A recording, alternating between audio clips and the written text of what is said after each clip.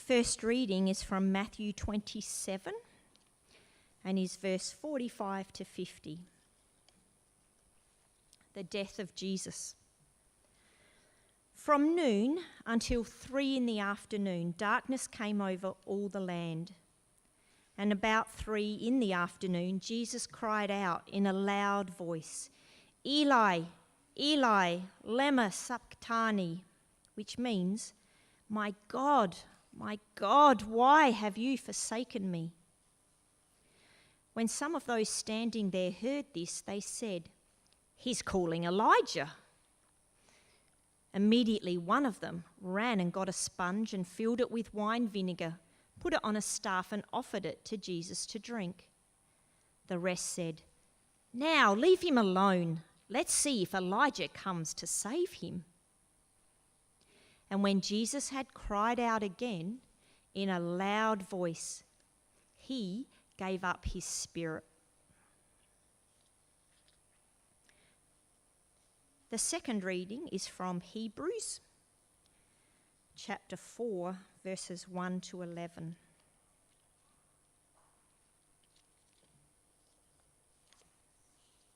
A Sabbath rest for the people of God. Therefore, since the promise of entering his rest still stands, let us be careful that none of you be found to have fallen short of it. For we also have had the good news proclaimed to us, just as they did. But the message they heard was of no value to them, because they did not share the faith of those who obeyed. Now we who have believed enter that rest, just as God has said, "So I declared on oath in my anger, they shall never enter my rest." And yet his works have been finished since the creation of the world. For somewhere he has spoken about the seventh day in these words, "On the seventh day God rested from all his works." And again, in the passage above, he says, "They shall never enter my rest." Therefore, since it still remains for some to enter that rest, and since those who formerly had the good news proclaimed to them did not go in because of their disobedience, God again set a certain day, calling it today. This he did when a long time later he spoke through David, as in the passage already quoted, "Today, if you hear his voice, do not harden your hearts." For if Joshua had given them rest, God would not have spoken later about another day. There remains then a Sabbath rest for the people of God. For anyone who enters God's rest also rests from their works, just as God did from his. Let us therefore make every effort to enter that rest, so that no one will perish by following their example of disobedience. This is the word of the Lord.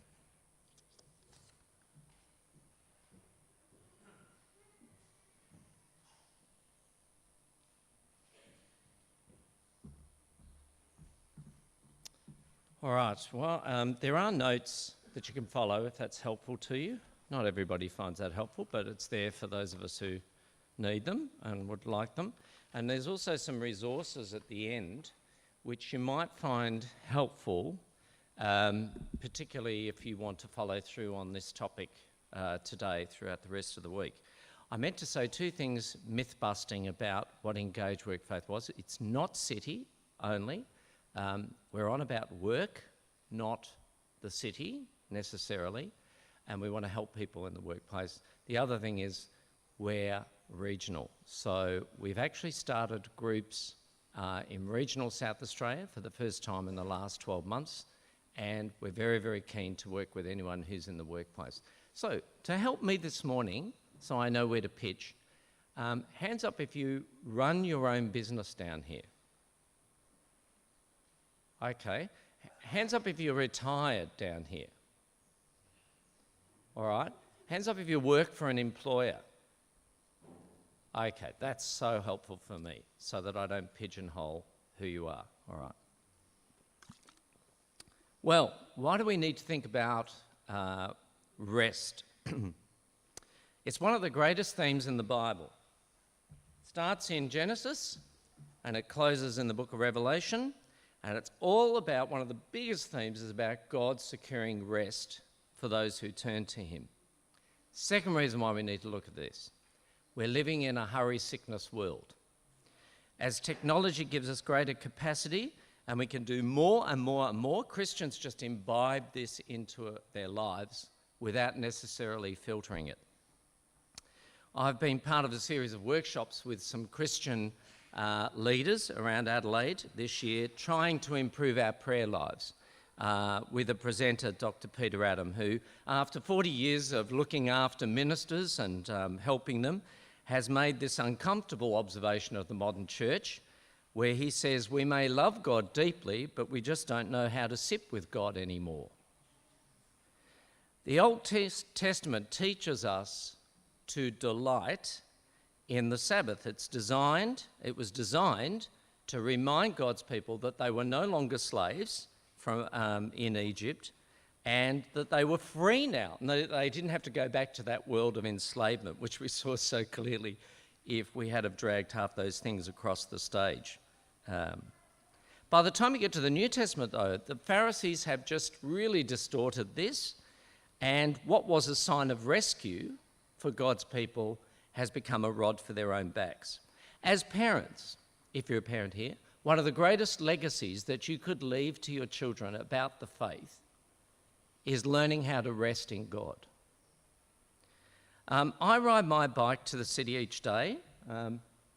That's not my bike, but anyway, a couple of times a week, I take a detour and go through the West Terrace Cemetery. And the first thing I notice when I go through the cemetery is the hush that comes over the peak hour. I ride past the graves of people whom, from the brief glance that I can see of the headstones, reminds me of the vast humanity that is buried there. Some people have worked hard throughout their lives. Some people have had their dreams cut short. Some have loved passionately and been loved passionately back. Others have barely tolerated their fellow human beings. Some have been worrying about stuff. Others expected life to deliver more. But what they all have in common is that the dust of their collective lives have settled in that West Terrace cemetery. And a phrase that's carved out in the stone of many of those headstones is this: it's a hope. Rest in peace, it says. And it's a sobering 5-minute detour that I actually do, because I know one day I have to join them. The topic of rest, we could have a whole series on this, but we don't have time for it. But what I'm going to do this morning is I want you to strain your eyes forward and look at the future of where rest heads. How can we secure rest? And how can we finally rest in peace? And to do that, we're going to have a quick look at how Jesus secured rest for us. Then we're going to look at how being a Christian is really a type of resting in the way that we go about following him. And then we're going to look at what threatens rest, the great warnings not to neglect rest, and then the irony of struggling to rest until we get to paradise. So, rest assured, if you're following your outline. A cursory glance at the Gospels will show you that Jesus juggled work and rest. You get into the boat with him in Matthew 4, he's in the bottom of the boat, he needs a rest to sleep while the storm's happening. He teaches on rest. He says, as we learnt today, "Come to me, all who are weary and burdened, and I will give you not more work, but rest." And then he proclaims himself as the Lord of rest in Matthew 12. And that claim, that's the tipping point for the Pharisees. That's what gets them going and plotting his death. If you really want to understand the sort of rest that God holds out to us, well, it culminates in what eventually happens at the cross. how does dying on a cross make Jesus the Lord of rest? Well, if you read the accounts, and we heard one of them this morning of the crucifixion, what you find there is Jesus writhing and calling out with a loud voice. There's no peaceful slipping away moment that's going on here in a hospital ward. He is restless. Now, why is he restless at this point? And I'm thankful to the late Tim Keller for this insight. He takes you back to Isaiah 57, verse 20, and you'll see it on the PowerPoint there. And this is what it says: the wicked are like a tossing sea which cannot rest, whose waves cast up mire and mud. There is no peace for the wicked. The wicked are restless. So what do you see at the cross? You see Jesus taking up all the wickedness, all the sin, all the restlessness of humanity. And in his writhing, he experiences infinite restlessness, infinite sinfulness, cosmic restlessness. Why? Because he wants to secure rest for us. He goes through utter turmoil and then says in his final breath, it's over, it's done, it's finished. No more wrestling. Now, here's a curious way to describe yourself as a Christian next time to the people around you. You could say to them, well, I'm a person who rests. I rest not on my works and what I'm doing, but on the great, utterly perfect and finished work of Jesus. God accepts me, not because of what I've chalked up over the years, but because of what Jesus did. Christians are rest assured. Rest is something that's secured outside of ourselves. That's our marker. So in contrast, the wider culture struggles to understand rest. One of the great dangers of technology, and more recently because of COVID, people are easily working from home now, and that's created this strange confection where work and rest have been sort of pressed together. We never quite leave work when we're at home. Work is this fine powder that's been ground down and sprinkled through the dust of everything we do, and there is no boundaries. There's no definitive break unless you really push hard. So we need to have a recalibrated mindset if we're Christians. Christians can be thermostats. You know what a thermostat does? A thermostat actually sets the temperature on the issue of rest in this case, not thermometers that just reflect the wider culture around us of restlessness, where our medal of honour is longer days and more hours, busier work days and overpacked diaries. So Alex Pang, in his book titled Why You Get More Done When You Rest, he brings the research in and says, you get far better results from people who have rested. Pragmatically, deliberate rest will give you sharper ideas, it'll give you greater reflection, more creativity, better health and well-being. Without rest, there's no chance for you to think about where you're ultimately going and who you want to be. So, I know this principle when I go to the gym. So if I go to the gym, I normally combine 3 exercises and I go through them and then I repeat them, and I do that 3 times.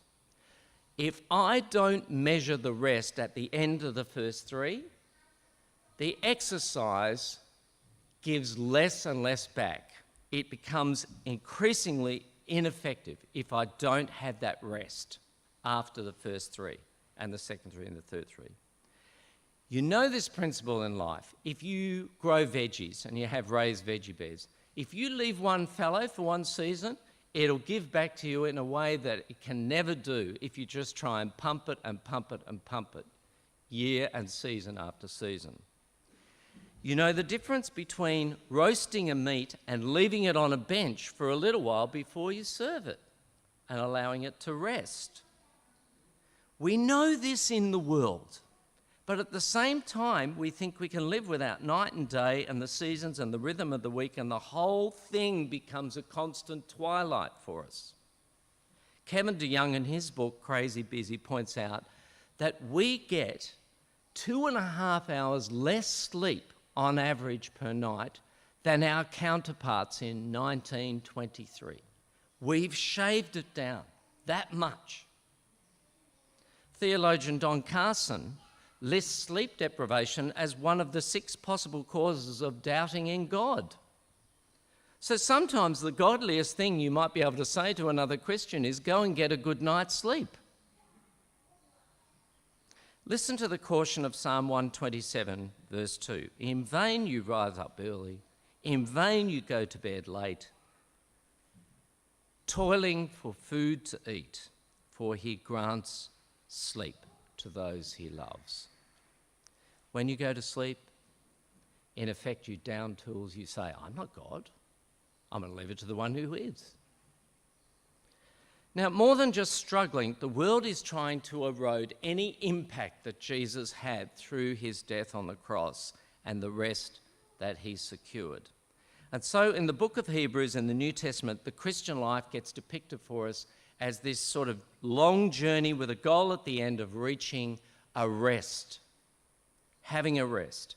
If you look up Hebrews 4, 1-11 on your phone, or if you've got a Bible there, you want to follow along with me, we're just going to have a quick look at this and see the parallels. Because the Old Testament people of God, they were rescued from slavery, they were led out of Egypt, they were taken to a place of rest.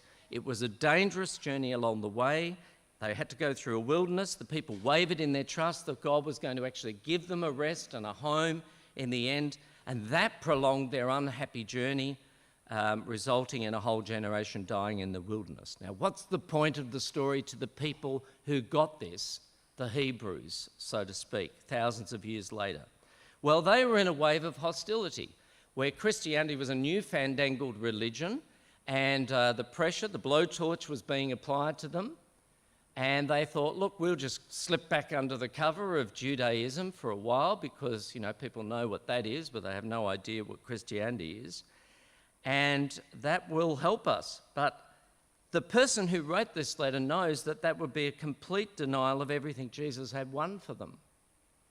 And so he brings this example to them from the Old Testament and warns them that they can't stop resting on the finished work of Christ. They need to, if they go back and rely on their own efforts and achievements, that would be a pastoral nightmare for them.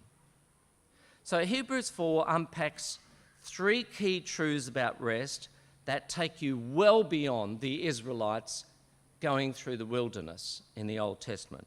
And they are these points. Firstly, God's rest existed before a promised land came on the scene. If you have a look at verses 3 and 4 of chapter 4. Secondly, God's rest remains after they get into the promised land. In other words, it's still a thing in verse 6 that God is holding out. And then finally, in verses 9-11, that rest is open to us today. There remains a Sabbath rest for the people of God to enter. So Hebrews is equating ultimate rest with entering God's kingdom in the future. Otherwise, if they'd already got it when Joshua had taken them into the promised land, then there'd be no need to say this now in the book of Hebrews. The rest of completion that God proclaims at creation is what he is holding out for people still to enter into. We experience it in part now. We have the Holy Spirit as a bit of a deposit taking up residence in our lives, but we don't have the full extent of that rest yet. That experience of partially holding something for the future is something that rings true in our lives, isn't it? You think about how often the thought of a holiday, a long holiday, will keep you pinned in the stress of the moment. Or think about how knowing the weekend is coming can take you through a hellish week. Or even for those poor people in Ukraine, the hope of a ceasefire can help them to live through a raging war. You know, it's delayed gratification, if you like. And it's what Hebrews is impressing on the people who read it. The pursuit of eternal rest is costly. It's a pilgrimage, it's a journey where the disciple at the end of their days ceases from their labour, just like God did from his in Genesis. Now, Andrew DeBanco, in his book, The American Dream, he has this very, very disturbing quote, but it's worth looking at. He says, "Hope is the way we overcome the lurking suspicion that all our getting and spending amounts to fidgeting while we wait for death." All our getting and spending amounts to fidgeting while we wait for death. There's absolutely no question in the Bible that rest is coming. So you need to hold on to that hope. Otherwise, you're just fidgeting in this world. How does that compare, that picture of rest that God holds out for us, with your current picture of rest? Now, maybe for you it's a deep soaking bath for your tired muscles, or a deserted beach fringed with shady palms, or maybe curling up beside a crackling fire with a good book, which you may have been able to do last week with the way the weather was. But whatever it is, unconsciously, when we do that activity, we equate it with heaven when we say, "Oh, this is heaven. This is heaven." If you came down to Victor Harbour to retire and rest, I have to break it to you, it can't deliver the sort of sustained rest that your soul yearns for.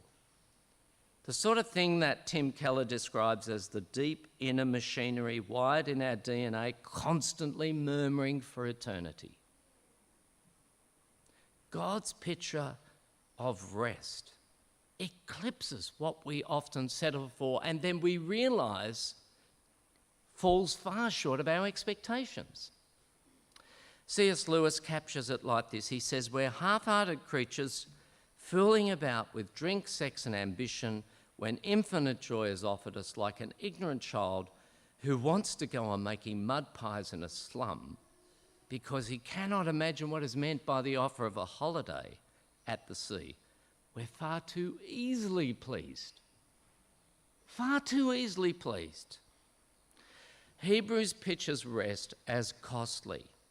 Becoming more like Jesus is not just about, getting converted and then flopping over the line one day and collapsing. The word strive here is the idea of an athlete that just with that intense concentration necessary to reach a goal, just thinking about this and focusing on it. Which begs the question, when have you done that in your life over things? Well, sometimes we've done it over, got to get the house finished, or that person, I'm chasing them, I want that romance, or I'm going to have these things, this is my bucket list of things, or by hook or crook, I'm going to get a family out of this. Landing that job that will change everything. I mean, we strive. We know how to strive. But it's often for an inferior offering. And that is exhausting. The desire to squeeze more in all the time. How do you know if you're driven? How do you know if your drivenness actually is flawed? Well, you could ask a few diagnostic questions. Do people come up to you and say, they preface their request by saying, "Look, I didn't want to trouble you because I know how busy you are." That's not a compliment. Do family and friends complain that they don't get enough of you?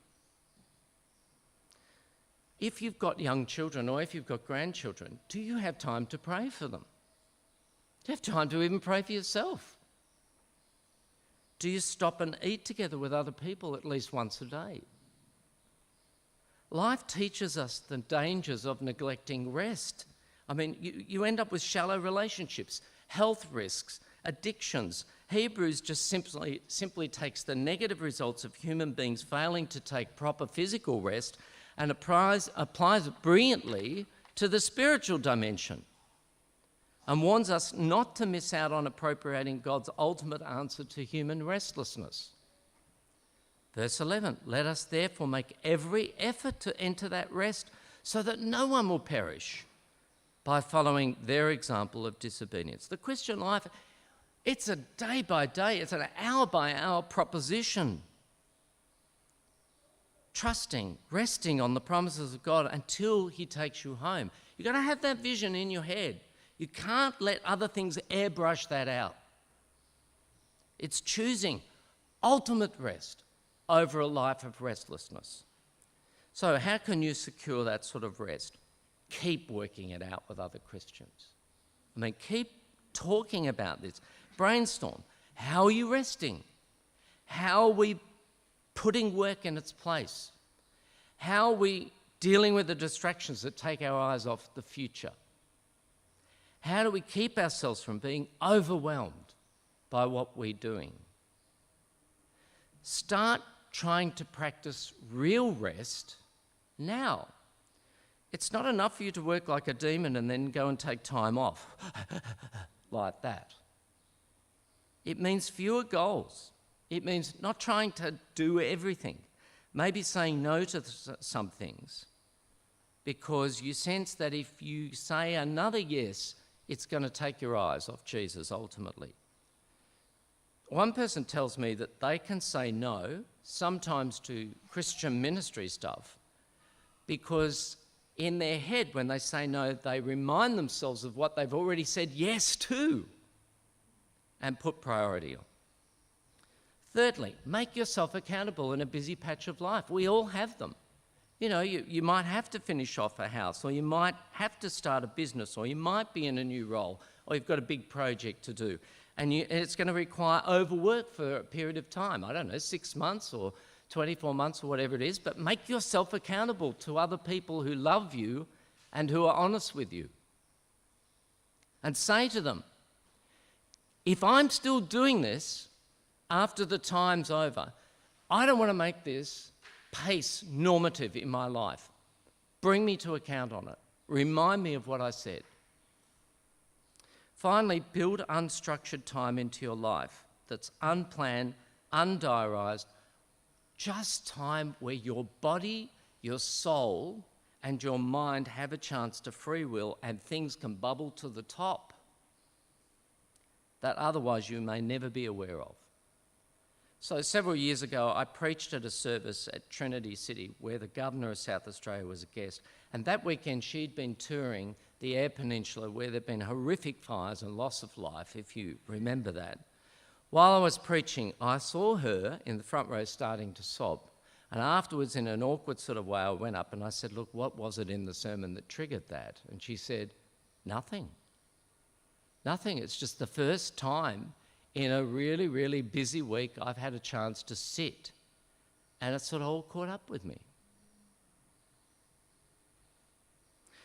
There's an unhelpful drivenness in human beings, and I think it's there because we're trying to validate the space that we occupy in this universe. You know, we're sort of saying, here's my justification for being here. It's a wearing task. You never know whether you've done enough.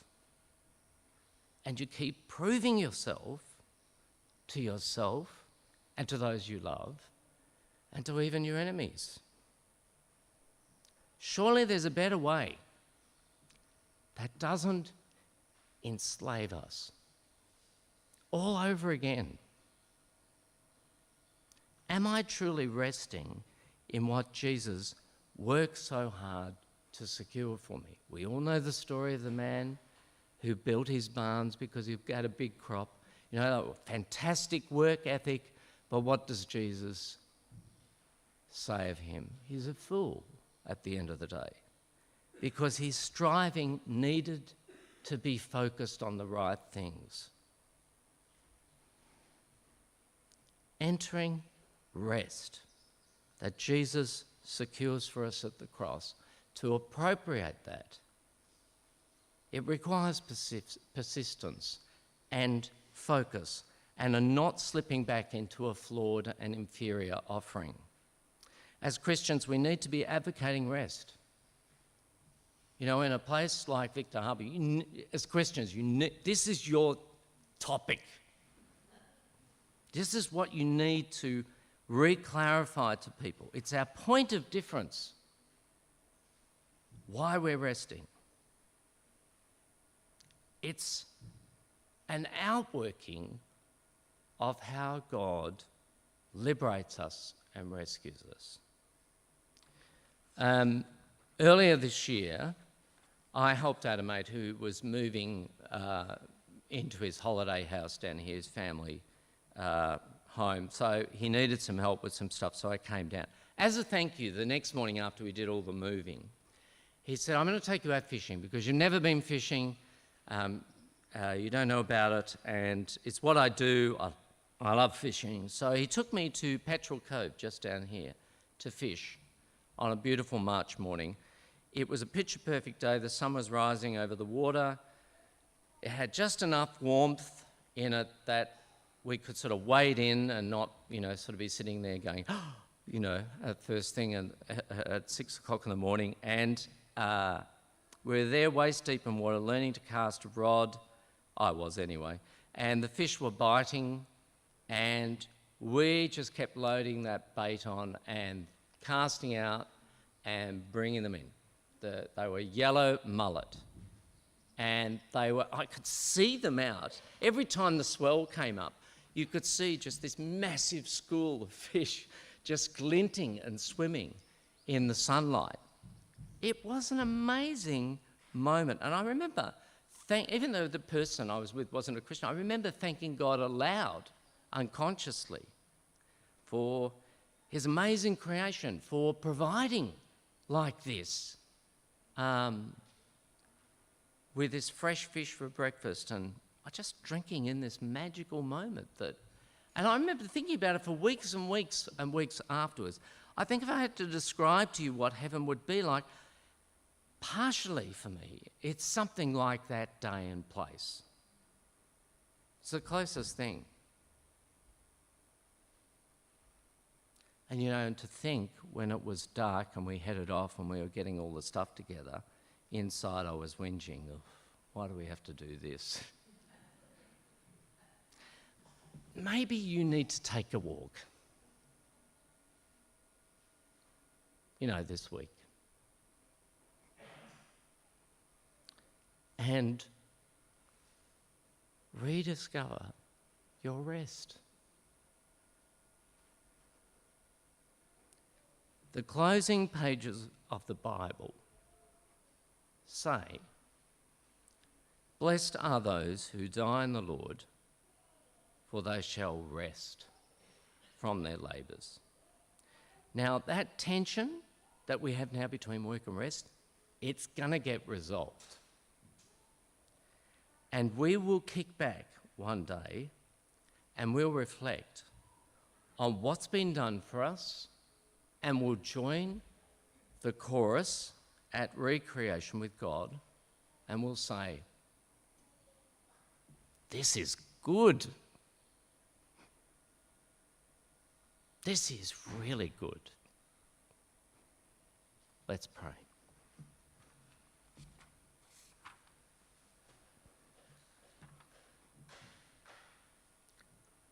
Father, we pray that you'll help us to be people who are characterised by rest and defined by rest which the world is searching for. Amen.